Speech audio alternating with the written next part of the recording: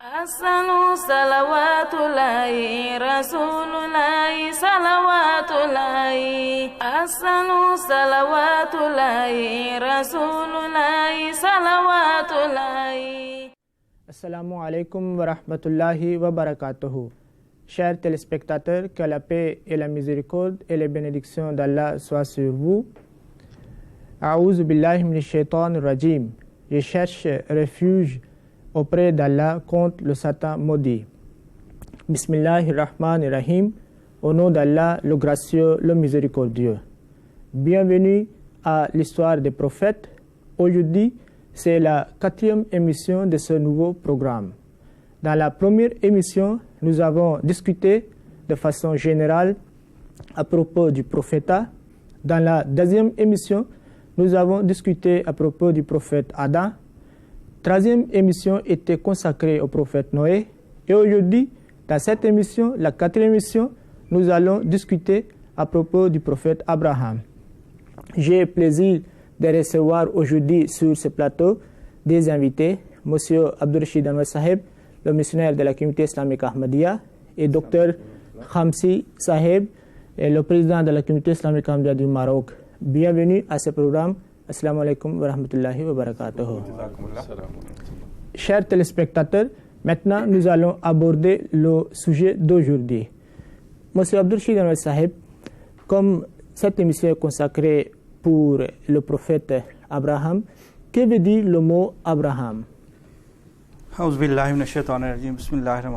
d'abord, nous devons comprendre que le prophète Abraham, Ibrahim ou Abraham, plusieurs noms que nous arrivons à trouver dans différents endroits, dans la Bible, dans l'histoire et aussi dans le Saint-Coran. C'est un prophète de grande importance.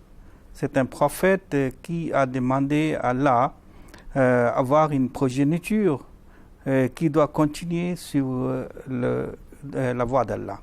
Donc Allah a accordé cette prière et d'une façon extraordinaire, même le monde entier est témoin, et quelquefois on peut dire témoin oculaire même, de ces manifestations ou de réalisation de cette prière.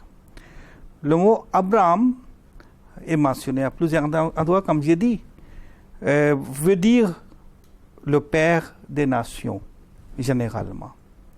Mais j'ai trouvé une signification assez intéressante dans une langue syraïque. C'est mentionné le père compatissant. Ça devient Ab, comme c'est le mot Ab utilisé en arabe, et Ram, comme c'est Rahim, ou Raham, ça veut dire Rahim. Oui, Alab, c'est lui qui est Rahim. Donc c'était très intéressant de partager aussi cette information avec tous les téléspectateurs, mais c'est vraiment une personne de grande importance. Abraham, c'était un prophète, selon les informations mentionnées dans la Bible. On peut dire que c'est 2018 ans avant notre ère, ça veut dire avant Jésus-Christ. Cette personne est née à Our. 2018. 22 siècles, presque 22 siècles avant Jésus-Christ. Donc, si on va, parce que après la naissance du saint prophète, c'est 570 ou bien 571. Donc, on peut estimer probablement 6 siècles entre Jésus et le saint prophète et 22. C'est-à-dire qu'en gros, on peut dire 3000 ans. 4000 environ. Okay. Ça devient à peu près 4000 ans. Parce que si on compte après Jésus-Christ, c'est 2000 ans aujourd'hui. Et 2000 ans avant. Je parle entre prophète Mohammed et Abraham. Donc, c'est selon la Bible que je dis, mais le Saint-Coran ne fait pas mention de ces détails. Comme ces détails, comme on avait déjà parlé dans nos programmes, ne sont pas tellement obligatoires, tellement importants, qui peut jouer sur la foi de quelqu'un. C'est pour cela que le Saint-Coran ne fait pas mention de ces genres de détails. Donc nous aussi, nous allons simplement, avec la référence de la Bible, nous avons dit cette chose. Comme je disais qu'il y a plusieurs noms. Parmi les noms, Ibrahim, Ibrahim, Abraham, Brahima aussi. Mais le Saint-Coran a parlé, donné selon les qualités de ce prophète, et c'est ça qui est plus utile. Selon les qualités de ce prophète, il a donné le nom Ummah même. Abraham, lui-même, il était quand même Ummah complet. Ibrahim, il était Imam al-Nas aussi. Ibrahim, il était Hanif, plus de 8 fois. Imam al-Nas, ça veut dire il est le guide, il est le imam des gens. Le mot Hanif a été utilisé plusieurs fois, plus de 8 fois que j'ai compté dans le Saint-Coran pour Hazrat Ibrahim. Donc Hanif, c'était une qualité vraiment évidente et très importante dans le caractère de Hazrat Ibrahim. Celui qui va directement vers Allah, qui ne pense pas avoir des interprétations ou d'autres choses, comme on voit dans le cas de Hazrat Ismaïl, comme on a parlé tout à l'heure. Qui s'incline qu'à Dieu. Oui, qui s'incline qu'à Dieu. Donc, c'était son caractère. C'est pour cela que le Saint-Coran mentionne chaque fois. Et en même temps, nous devons comprendre que c'est une qualité, ou ce sont des qualités d'Ibrahim ainsi que les autres prophètes aussi qui peuvent avoir d'autres qualités. C'est pour dire qu'il y aura certaines accusations contre tel prophète et Allah les blanchit d'avance. Donc ça aussi c'est quelque chose qui est très important dans ce sens. Et il est appelé aussi Millat Hanifa, etc., etc. Et il y a une autre mention très intéressante faite par le Saint-Coran qui est Ibrahim Allazi Waffa. Celui qui était toujours loyal envers Allah, celui qui n'a jamais montré un esprit de loyauté envers Allah. C'est une personne de caractère extraordinaire, et chaque endroit que vous allez voir, il est brave, il est courageux, quoi qu'arrive, il reste loyal à Allah. Donc ça aussi, ça fait ça en même temps, ça corrige toutes les accusations qu'on peut dire à propos de Hazrat Ibrahim. Et en effet, oui, c'est... Non, bismillah. Bismillah ar-Rahman ar-Rahim. Je voudrais seulement ajouter que pour Ibrahim, on lit dans le Saint-Coran qu'il disait « Je suis awwalul muslimin », c'est-à-dire je suis le premier des musulmans. Et être musulman, ça veut dire c'est le premier qui s'est soumis à Dieu à 100%. Donc nous avons vu qu'avec Noé, on a appris comment Noé combattait l'idolâtrie. Maintenant avec Abraham, on va voir comment en plus il a combattu l'idolâtrie, et il nous a appris comment se soumettre à Dieu par toute l'expérience qu'il a vécue. Ces arguments sont formidables contre l'idolâtrie et pour l'unicité de Dieu lorsqu'on va, Inch'Allah, parler. Par rapport à ce qu'il a dit, extraordinaire, c'est quelque chose à souligner davantage. C'est pour cette raison je voudrais aussi prendre la parole là-bas aussi. Awwalul muslimin, c'est normalement pour tous les prophètes. Mais il y avait une idolâtrie de façon trop accentuée au temps de Hazrat Ibrahim. Et c'est pour cette raison c'était plus important que lui-même il dise je suis awwalul muslimin. Et si on me demande aussi à propos du saint prophète sallallahu alayhi wa sallam, la première personne qui a accepté l'islam, je dirais le saint prophète Mohammed sallallahu alayhi wa sallam. De la même manière, tous les prophètes à leur temps, lorsqu'ils reçoivent le message, ce sont eux qui sont les premiers pour attester. De la même manière, Hazrat Ibrahim aussi atteste ces messages avec une certitude, avec une fermeté, avec une sincérité, avec un amour sincère. Et en effet, merci beaucoup. Et c'est dit qu'Ibrahim al-Lazifa, celui qui était loyal, Imamul Linnas, guide des gens, et encore d'autres choses qu'on vient de discuter à propos de ce sont ses attributs, ses qualités. Maintenant, le premier, comme le mot Abraham, ce que vous avez dit, dans une langue, c'est Abba Rahima, le Père qui a la miséricorde, le miséricordieux. Maintenant, je vais citer en effet une référence biblique dans laquelle je vais citer, chers téléspectateurs, ça c'est Genèse chapitre 17, et verset 4. Voici mon alliance que je fais avec toi. Toi, Abraham, Dieu parle à Abraham, toi, tu deviendras père d'une multitude de nations. On ne t'appellera plus Abraham. Avant, on l'appelait Abraham, ça Abraham.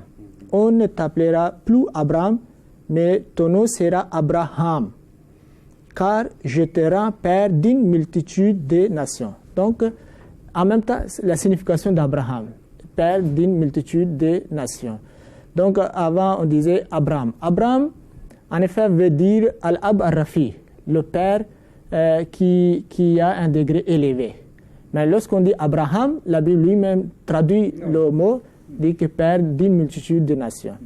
Mais il y a d'autres significations de ce mot Abraham aussi, je vais ajouter pour les téléspectateurs. Par exemple, dans la langue kurde, c'est écrit que Abraham, en effet, c'est composé de Bar et Ham.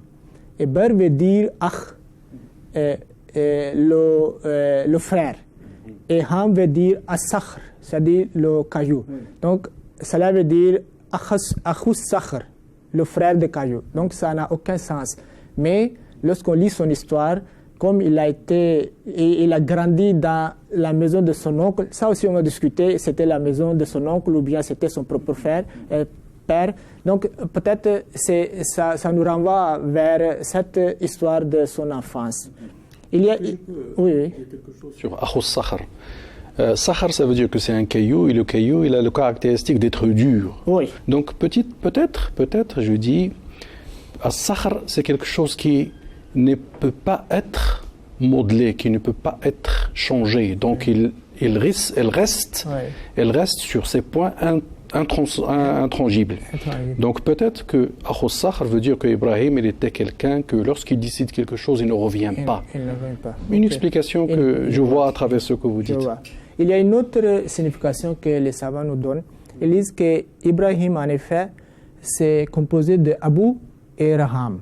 Et Abu, c'est clair, c'est dit le père. Raham veut dire Al-Jama'a, c'est-à-dire que père d'un groupe. C'est la même signification que la Bible nous donne. Donc voilà, en bref, le sens étymologique du mot Abraham. Maintenant, on a compris que veut dire le mot Abraham. On a également appris de votre part les attributs, certains noms que Dieu a utilisés pour Abraham. On veut comprendre également à propos de sa famille. Si vous pouvez nous expliquer. Tout d'abord, on doit comprendre que l'histoire d'Abraham, c'est une histoire très intéressante. Et même si on se base simplement sur le Saint-Coran, cette histoire est vraiment très, très, très intéressante. Et la Bible aussi dit beaucoup de choses, l'histoire aussi nous dit beaucoup de choses. Mais toutes les sources sont d'accord que pendant très longtemps, Hazrat Ibrahim n'avait pas d'enfant. Même si le Saint-Coran ne dit pas son âge lorsqu'il a eu le premier enfant, mais il est d'accord qu'il n'avait pas d'enfant pendant longtemps. Ça montre aussi sa patience, ça montre aussi sa fidélité, ça montre aussi sa loyauté avec Allah, que pendant longtemps il n'a pas d'enfant et son épouse, selon la Bible, insistait à avoir un enfant, donc il n'a pas tourné de l'autre côté, comme c'était la tradition à son époque d'aller demander les idoles avoir des enfants. Mais il était croyant et elle était croyante, ou elle aussi, on peut dire qu'elle est restée fidèle avec Abraham. Donc cet aspect est très important, que pendant très longtemps il n'a pas d'enfant, mais il ne tourne pas ailleurs. Je vais juste un peu ajouter. Le premier enfant qu'il a eu, Ismaïl, c'était lorsque Abraham avait, selon certains savants, 86 ans. Et le deuxième enfant, Isaac, c'est après 13 ans, c'est-à-dire lorsqu'Abraham avait 99 ans. Donc voilà, 86 ans de patience. Maintenant le miracle, Dieu donne le fruit aussi. S'il vous plaît, vous continuez. On peut comprendre à travers là que c'était un caillou, il était dur. Maintenant, comment le Saint-Coran mentionne cet événement? Le Saint-Coran a préservé ce dialogue de Hazrat Ibrahim avec les anges, celui qui est venu donner cette nouvelle.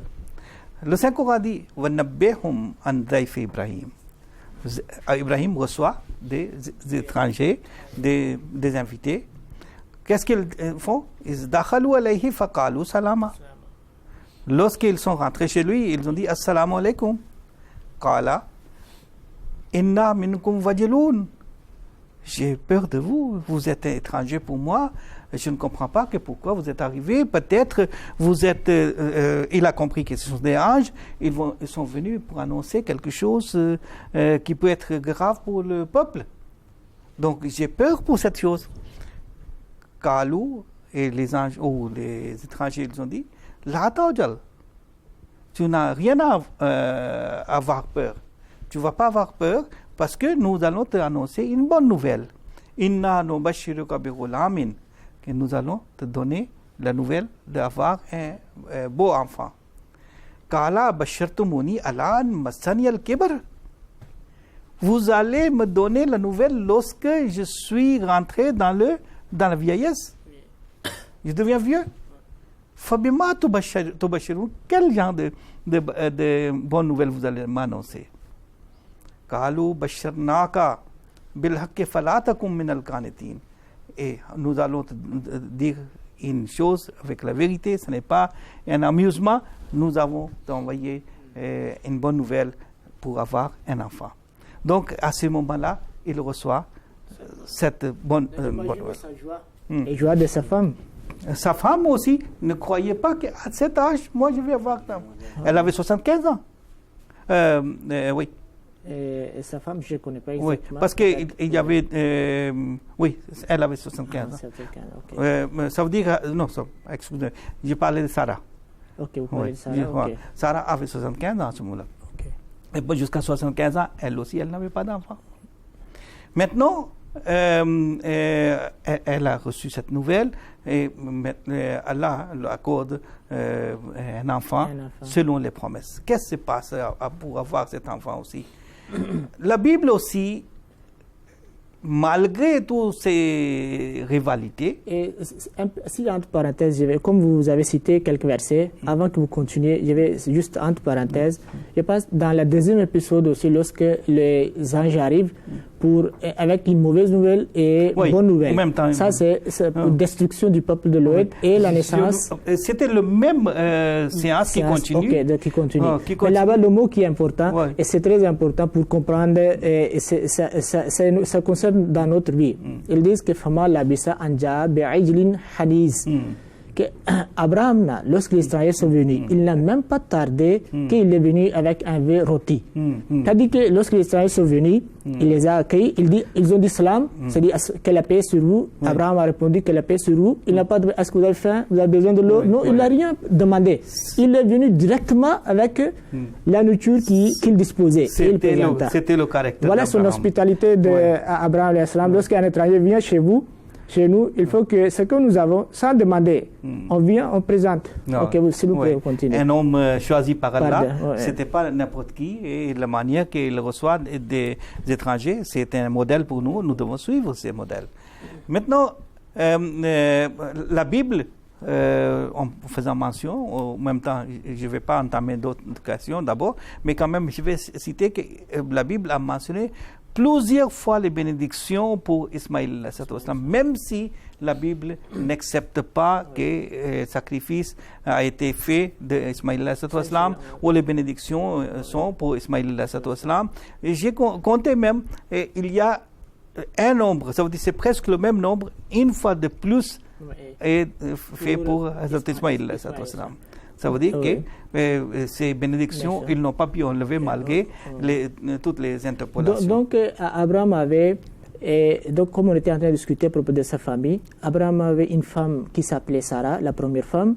Abraham avait une deuxième femme, ou bien il y avait encore des enfants. Une deuxième femme qui s'appelait Hajra. Il y avait une troisième femme qui s'appelait Ketura aussi. Donc, il y avait trois femmes, on a fait mention peut-être. Et dans Tabri, oui, bien vrai, il y a trois femmes qui sont mentionnées dans la Bible, mais dans Tabri dit qu'il y avait quatrième aussi, deux d'Arabes et deux autres. Et maintenant, je ne sais pas, parce que le nom de quatrième femme, elle dit Hajoura. Peut-être c'est même Hajar ou bien Hajoura, on ne sait pas. Mais quand même un historien, il fait la différence entre 4. Donc on peut dire 3 femmes ou bien 4 femmes. Okay. Selon la Bible, c'est 3. C'est 3 femmes. Okay. Selon le Saint-Coran, on n'a pas fait mention de Sarah, à ma connaissance. Okay. Mais on a fait mention de Hajra. Ok, maintenant, et les enfants, il a eu... Oui, il a eu premier enfant, okay. Hazrat Ismaïl alayhi salatu wassalam. Ismaïl a été donné plusieurs significations aussi. Une signification, c'est le champion d'Allah. Okay. Donc, Ismaïl. Okay. Donc, nous avons vu aussi comment il était champion d'Allah aussi, c'était très important. S'il y a une deuxième signification, cela veut dire Samea il. Il, qu'Allah a écouté. Oui, Allah a écouté. Chers téléspectateurs, surtout les chrétiens, ils connaissent que lorsque Jésus était sur la croix, il a dit Eli, Eli, lema sabachthani. Oh mon Dieu, oh mon Dieu. Donc c'est le même mot. Samea, même en arabe, on dit il a exaucé. Donc Samea, ça dit Allah a exaucé la prière. Donc ça, c'est aussi une signification du mot. Donc, comme ça, il y avait 3 femmes, selon la Bible 3, selon le Saint-Coran, une seule femme qu'on trouve la mention, mais 2 femmes de façon claire, la Bible mentionne, et 3e aussi, elle mentionne d'une façon passante. Et, ok, on a compris qu'Abraham avait, disons, 3 femmes. Il y avait des enfants. Maintenant, un détail qu'on peut donner, que selon les traditions, selon la Bible aussi, Abraham a eu 175 ans d'âge, Hazrat Ismaïl a eu 137 ans d'âge. Lui aussi, il s'est marié à l'âge de 65 ans, ou elle a eu le premier enfant à l'âge de 65 ans, etc. Ismaïl. Ce sont des détails qui ne sont pas importants parce que le Saint-Coran aussi ne fait pas mention de ces détails, et ce ne sont pas tellement importants. Ok, et si on continue dans notre liste de questions, donc on a oublié, lorsqu'on était en train de parler de sa famille, il avait son père aussi. Donc si vous pouvez parler à propos de son papa. Oui, je pense que comme la question devant nous parle de son père, et en même temps ça parle d'un événement extraordinaire, un débat qui a eu lieu, donc tous les deux on va parler en même temps. Ce débat est très intéressant et ça nous donne aussi beaucoup de directives. Qu'est-ce que nous devons faire, comment nous devons faire le moment que nous discutons avec nos opposants, nos adversaires. Tous ces directives sont là. Et Hazrat Ibrahim alayhi wassalam, c'est mentionné à propos de lui que Hazrat Ibrahim alayhi wassalam a dit, et c'est mentionné dans le Saint-Coran, mais d'abord je vais lire le Saint-Coran. S'il vous plaît, oui, c'est le verset de ce qu'on était en train de discuter à propos de l'hospitalité, les anges. Ça, c'est à l'occasion de la naissance d'Isaac. Donc, c'est ça dans le contexte. C'est dans le chapitre 11, Hud, et le verset Fama Labisa. Donc, ça, c'est verset 70. Et si on continue, donc ça va arriver la bonne nouvelle de la naissance d'Isaac. Ok, donc voilà, continue. Maintenant, وَإِذْ قَالَ إِبْرَاهِيمُ لِأَبِيهِ آزَرَ أَتَتَّخِذُ أَصْنَامًا آلِهَةً إِنِّي أَرَاكَ وَقَوْمَكَ فِي ضَلَالٍ مُبِينٍ. Et lorsque Ibrahim a dit à son père, Azar, le mot ab qui est utilisé, nous allons discuter tout à l'heure. أَتَتَّخِذُ أَصْنَامًا آلِهَةً, est-ce que vous prenez des idoles comme votre Dieu? إِنِّي أَرَاكَ, moi je vous vois, vous et votre peuple, comme les personnes qui sont égarées de façon claire. Maintenant, est-ce que Azar...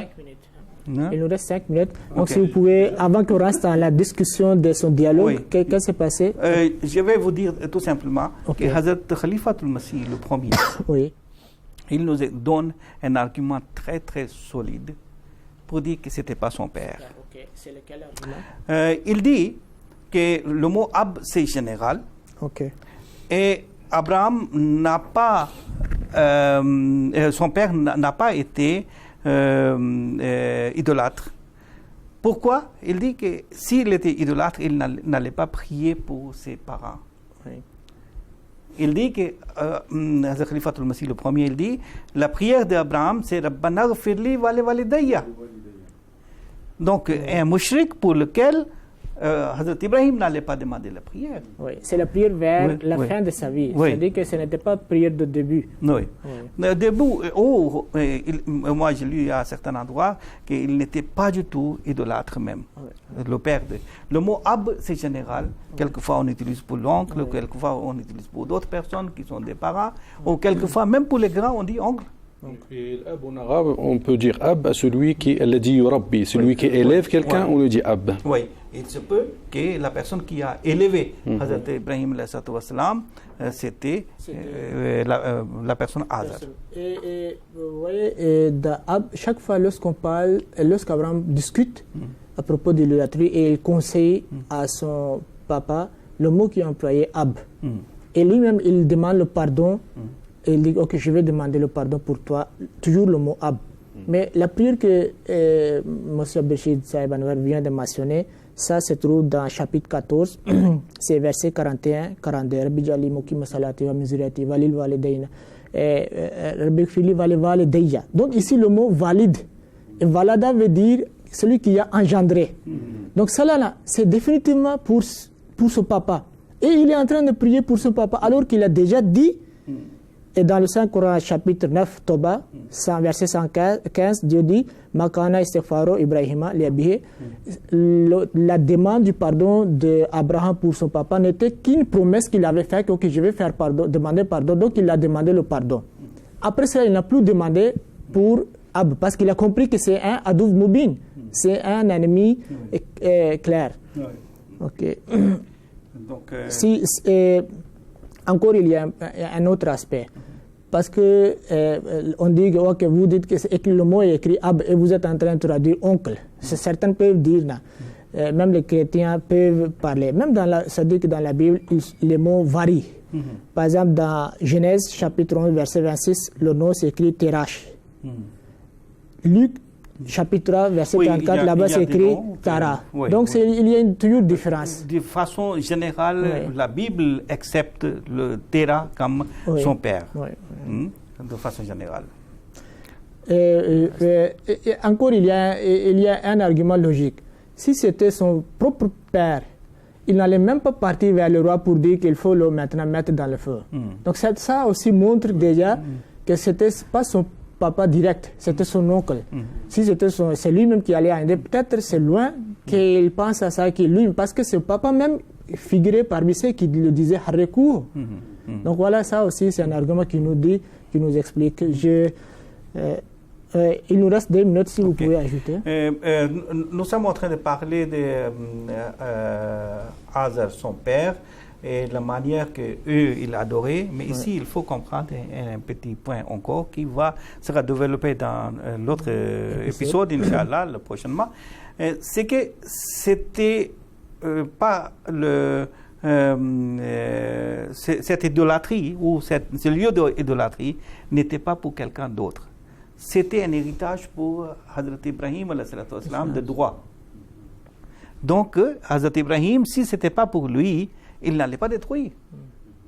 Simplement, il a perdu de l'argent, ce qu'il pouvait avoir, mais il voulait leur montrer la preuve. Ça, Inch'Allah, ça c'est une question que, Inch'Allah, c'est une question très importante. Pourquoi il a brisé les idoles? Comme vous avez répondu en bref, mais Inch'Allah, on va continuer.